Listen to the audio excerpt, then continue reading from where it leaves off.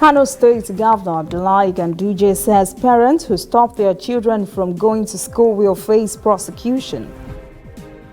Ondo South to experience electricity soon after 11 years blackout. In international news, U.S. President Trump kicks off his re-election campaign as he announced a surprise migrant raid. And in sport, Mary Onyali is Anambra Sports Ambassador.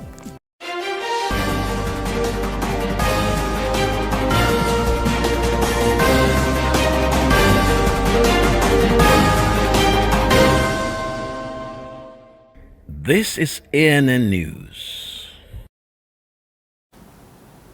I am Olajumoke Olatunji.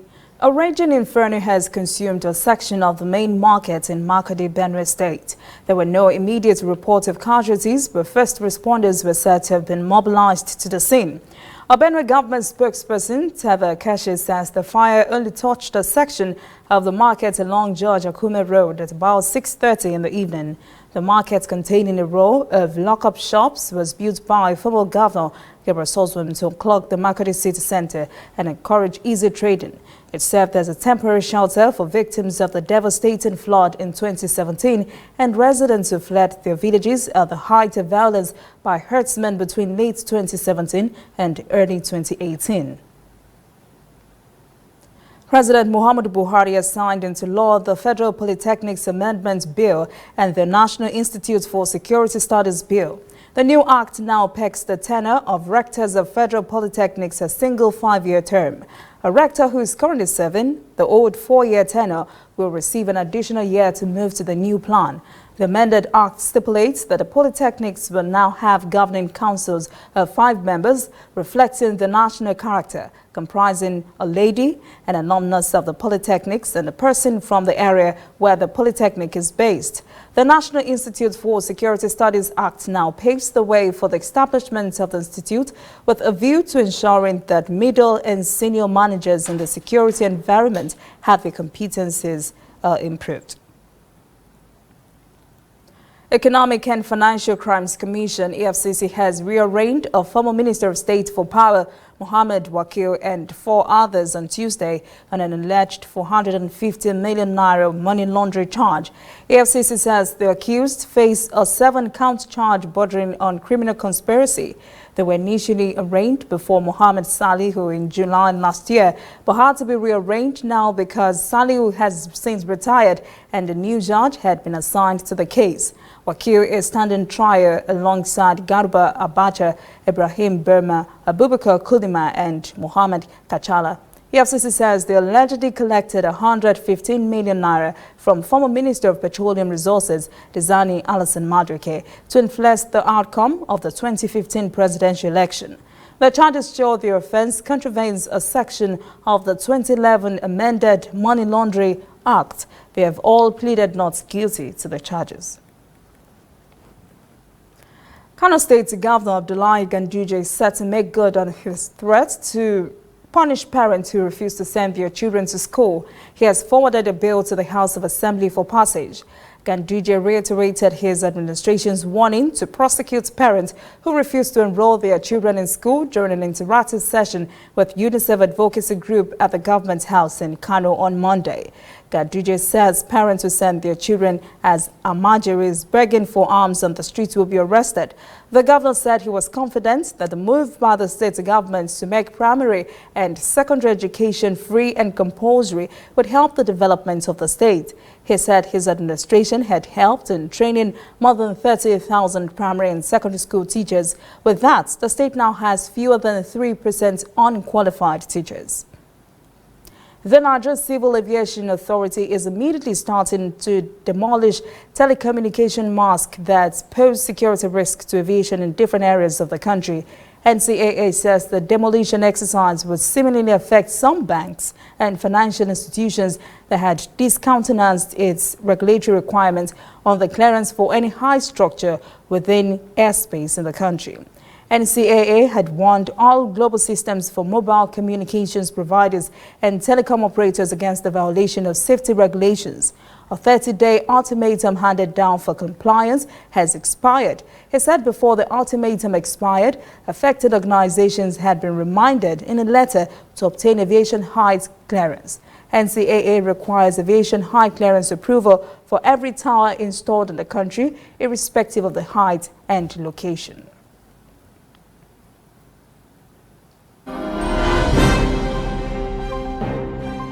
Coming up, African stories. South Sudan says it needs $12 million to forestall possible Ebola spread in their country. And later, international news. President Trump kicks off re-election campaign, announces surprise migrants raid.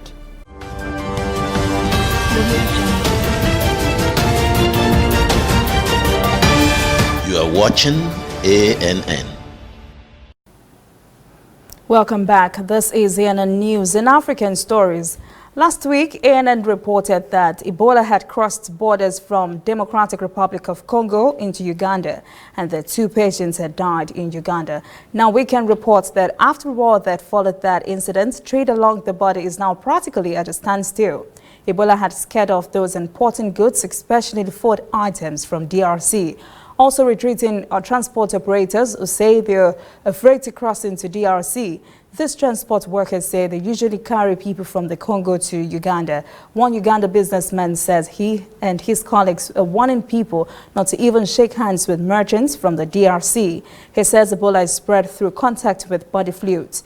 Ugandan Red Cross screens everyone crossing at official entry points, but it says the danger lies at border crossings where no one is screened.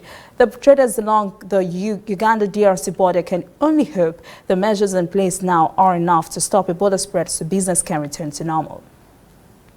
As Ebola continues and concern continue to dominate the Democratic Republic of the Congo and now Uganda, South Sudan is not taking chances. It is making plans to stop the disease from entering the country.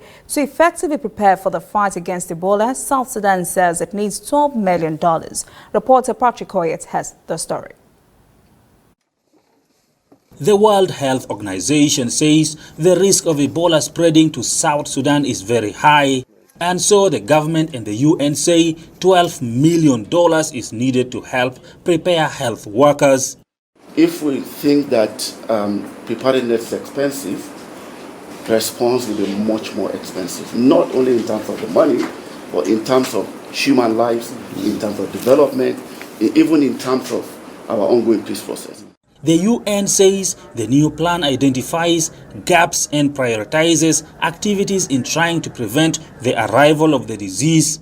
The government, UN and their partners say they have trained 900 frontline healthcare workers and community volunteers on signs, symptoms and protective measures across the country, and that they have pre-positioned personnel protective equipment in high-risk locations, including screening and surveillance points. That includes 25 screening sites at border entry points and 4 isolation units.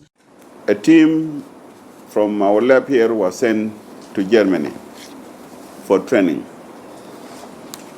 They came back with confidence. We are just now waiting the arrival of the mobile lab that could be taken to any point when it is needed.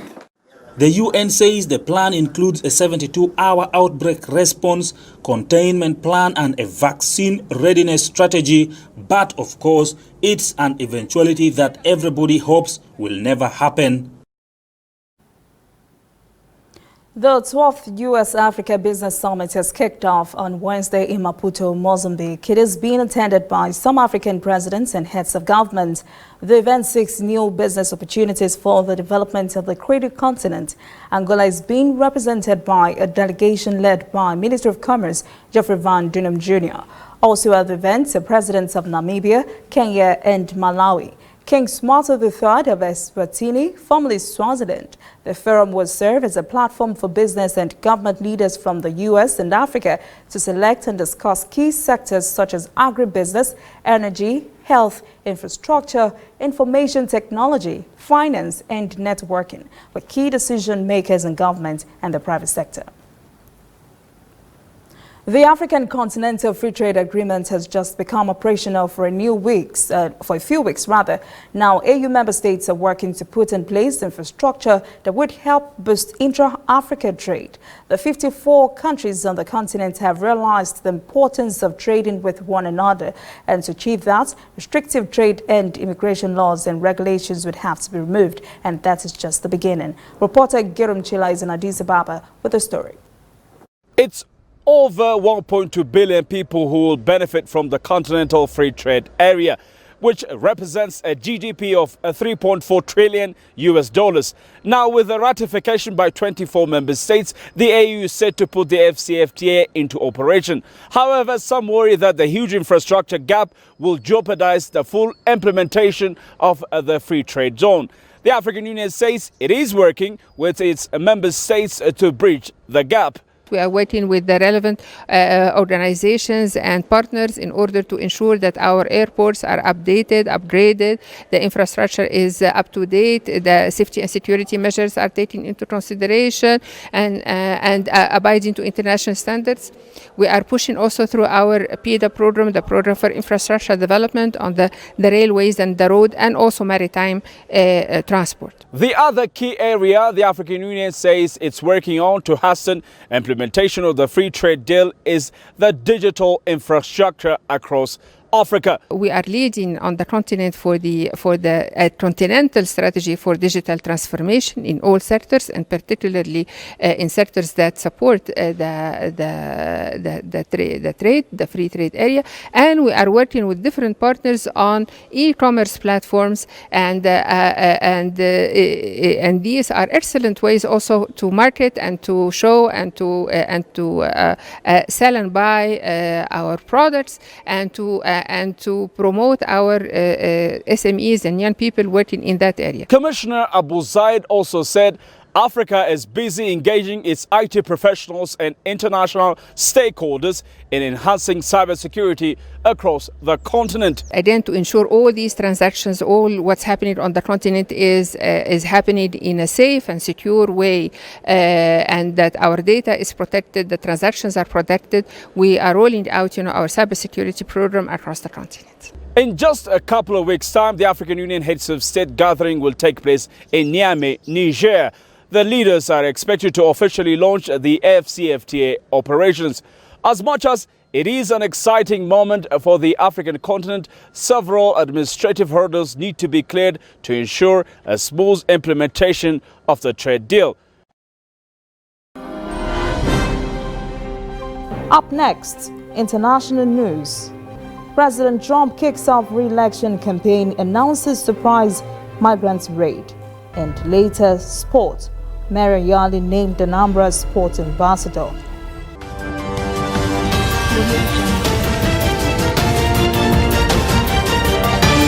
You are watching ANN.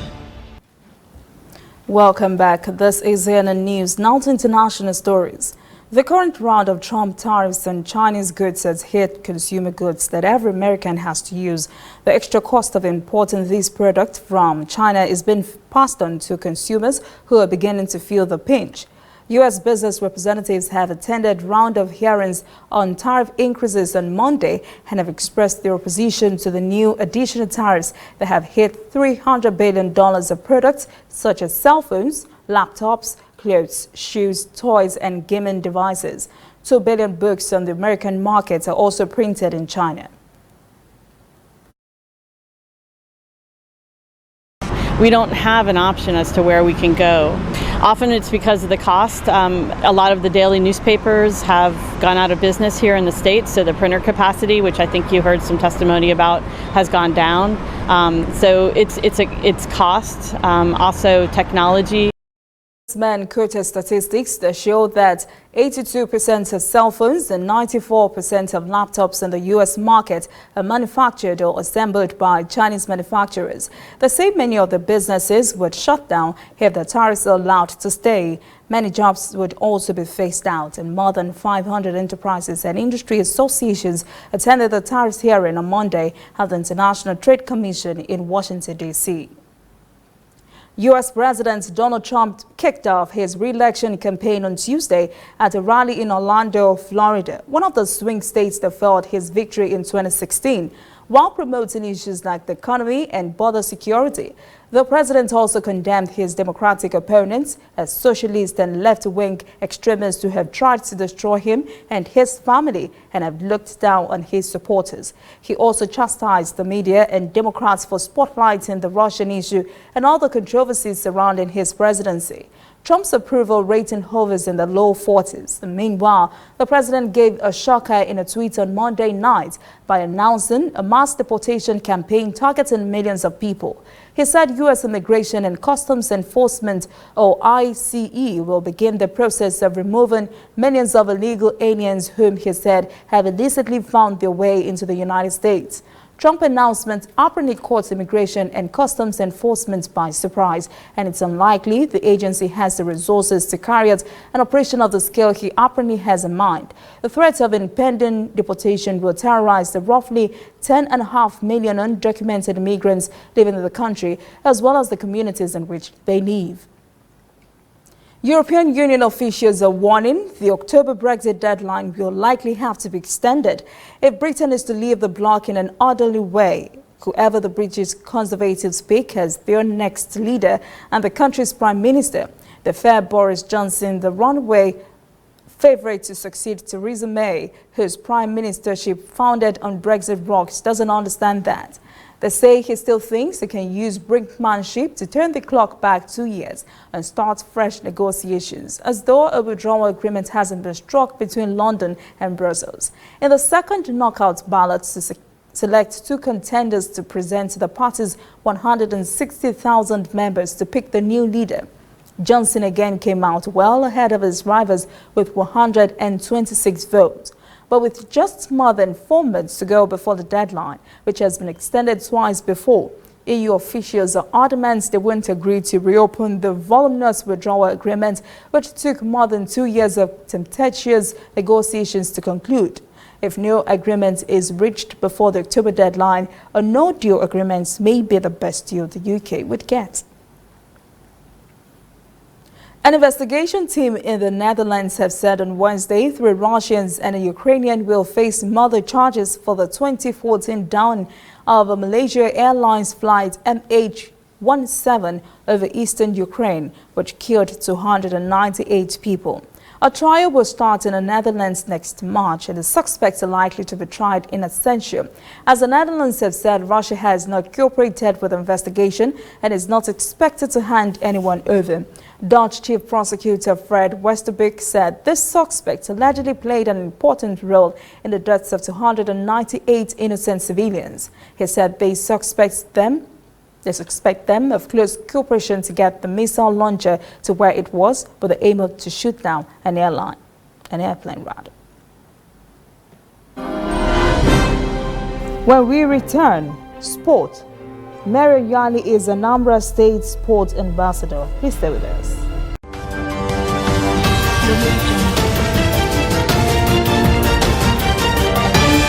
You are watching ANN. Shining our eyes on breaking news, whether in the east or in the west, with Al-Shabaab in Somalia and Boko Haram in Nigeria, with turbulence in the north and agitation in the south. Wherever you live in Nigeria, wherever news happens in Africa, we've got it covered. ANN News, connecting Africans in a truly African spirit.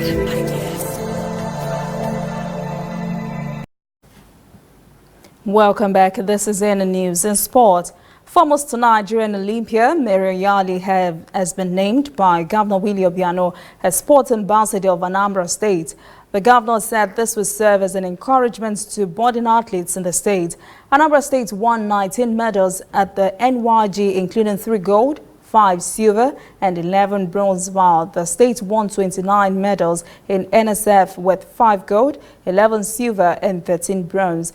The governor also lauded the team for their gallant showing at the national competitions and urged them to do better in their future outings. South Africa's double Olympic 800 meters champion, Caster Semenya, has accused World Athletics governing body IAAF of using her as a human guinea pig. Semenya says, quote, "The IAAF used me in the past as a human guinea pig to experiment with how the medication they required me to take would affect my testosterone levels," end quote. A South African is locked in a bitter dispute with the IAAF over the Federation's rule requiring women with higher than normal male hormone levels, a condition known as hyperandrogenism, to artificially lower their testosterone to compete in races at distances of 100 meters to the mile. That is CNN News this evening. Thank you for joining us. For details on this and other stories, visit our website, annafrica.news. Conversation continues on our social media platforms, Twitter, Instagram, and Facebook at ANN Africa TV. I am Olajumoke Olatuji. Have a pleasant evening.